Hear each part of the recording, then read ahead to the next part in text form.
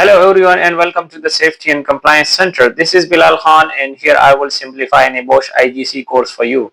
I'm very confident that by the end of this session you will have much better understanding of the topic if you will interact with the exercises given between each sessions. In this video we are going to discuss about the importance of the occupational health and safety policy, which includes the health and safety policy by itself, the standards that require having the health and safety policy, and the three key parts of the good HSE policy: the statement of intent, the organizations, and the arrangement section. And finally, we also discuss about how to review and update the health and safety policy regularly. So whether you are a safety professional, a manager, or just interested in the workplace health and safety, this video will give you a clear overview to get started. An important document in any organization's health and safety efforts is the health and safety policy. Think of it as the foundation stone for the good health and safety management. It clearly set out the organization's aim when it comes to protecting employees and maintaining a safe workplace. The policy defines who is responsible for achieving these health and safety goals. It explains how the organization plans to meet these aims and is tailored specifically to fit the needs and requirement of the organization. It is important to note that this document is different from general term policy you might hear in the health and safety management system model. This is a formal statement that guides everything else. Having a clear and well documented and well communicated health and safety policy helps everyone to understand what is expected and builds a strong safety culture from top to down in the organization. Let's move to the group discussion questions to deepen our understanding. I invite you to join the conversation by sharing your thoughts in the comment section. Your insights and experience about the listed question on the screen are so valuable and we can all learn from each other. I will be reading your comments and respond to keep the discussion interactive and grow learning from each other. The ILO Article 14 of the R164 requires an employer to put in writing their health and safety policy and arrangements for managing the health and safety at work. This means that when the environment or risk justify it, that employer must document their approach clearly. Importantly, the policy and arrangement must be communicated in a language or medium that is readily understood by all workers and each functional area of the organization, ensuring everyone can understand their health and safety responsibility. These requirements promote transparency, clarity, and effective communication in health and safety management system. The policy has three key parts: the statement of intent, what will be done; the organization, who will do what; and the arrangements, how it will be done. It is simple, clear, and focused how to implement the health and safety at the workplace. The statement of intent sets the organization's overall health and safety aim and objectives to show the clear commitment to comply with the legal requirement, achieve the required standards, and remind everyone at the organization of their roles and responsibilities. This statement is signed and dated by the most senior person like the CEO or the general manager to show leadership commitment, and is regularly reviewed to stay relevant to the requirement. When setting health and safety objectives, it is important to consider the SMART approach. SMART means to be specific, like clear and precise goals. To be measurable, you can track the progress with numbers or indicators. Should be achievable, to have a realistic and possible goals to accomplish, and reasonable to fit within the available time and resources, and the time bound has a clear deadline or a time frame to achieve that objectives. Using the SMART objectives help ensure your health and safety goals are effective and achievable.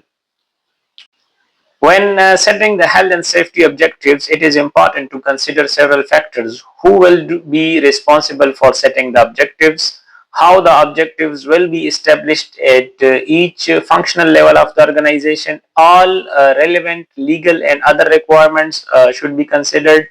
the hazards and risks specific to the workplace, available technological options for the risk control, the organization's financial, operational, and business needs, and the views of the interested parties, including workers and the stakeholders. Taking all these factors into account help ensure the objectives are realistic, relevant, and widely supported by each functional area in the organization. The targets can be included in the statement of intent to clearly show an organization's commitment to improving the health and safety. Think about some general examples of targets that might be included. Feel free to share your ideas in the comment section below. Let's learn from each other's perspective. I would love to discuss in the comment section with you guys. Well, the organization section of the health and safety policy outlines the chain of command for the management of health and safety. It identifies the roles and responsibilities of the staff at each level of the organization. Usually, it includes an organization chart related to the health and safety and shows clear lines of communication and feedback. This ensures everyone knows what is expected from them and how the information will flow throughout the organization or within the system. Well, this chart shows a typical chain of command for the health and safety in an organization. At the top, we have the managing director who holds ultimate responsibility for health and safety.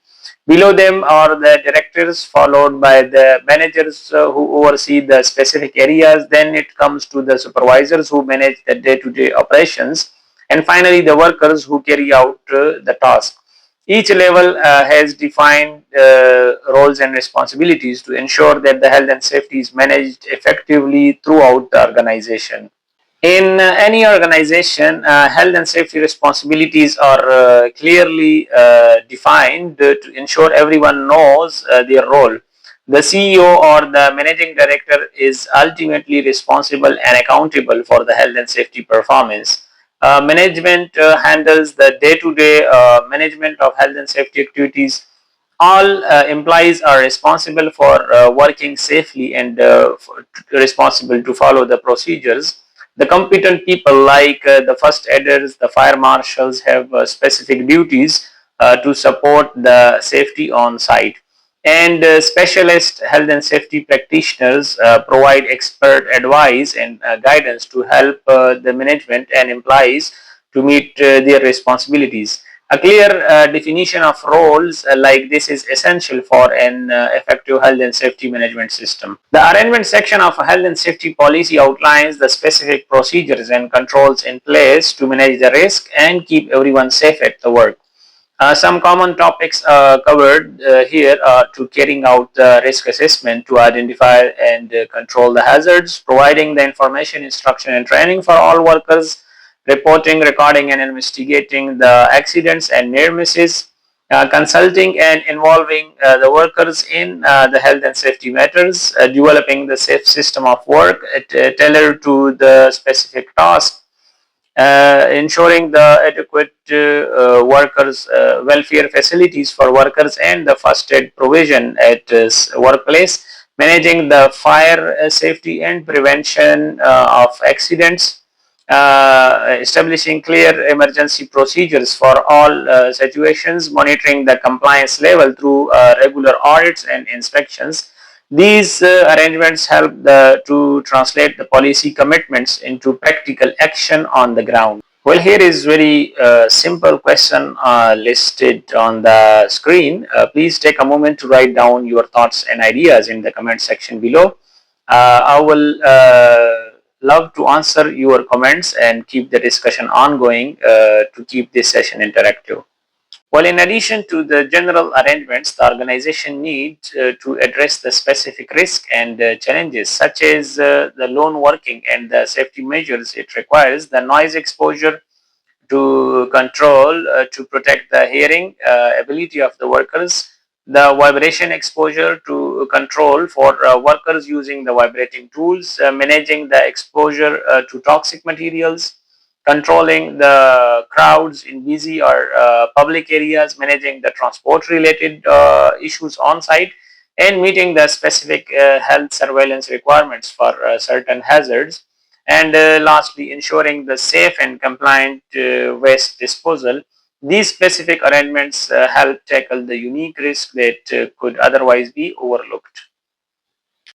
Well, here is another question for you guys. Take a moment to think about how a health and safety policy can be effectively communicated throughout the organization. Consider when the policy should be reviewed to keep it up to date and relevant.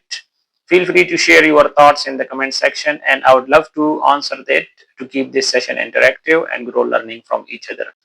A health and safety policy should be reviewed regularly and whenever significant changes occur, such as the changes in key personnel or management structure, update to process or the technology used at the workplace, changes in the legislation which may affect the health and safety at the workplace or at the organization, following an incident or as a result of enforcement action by the competent authority.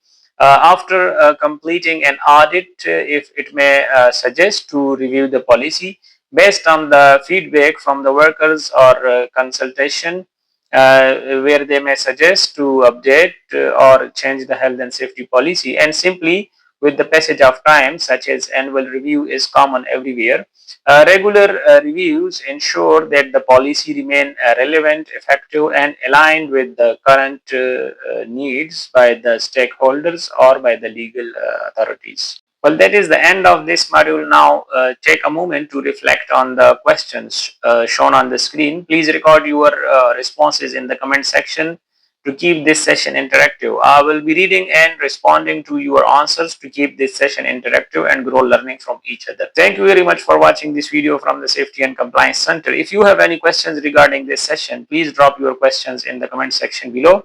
I would love to answer that. This is your channel. Like it, subscribe it for more safety content. Stay safe, stay blessed, and goodbye.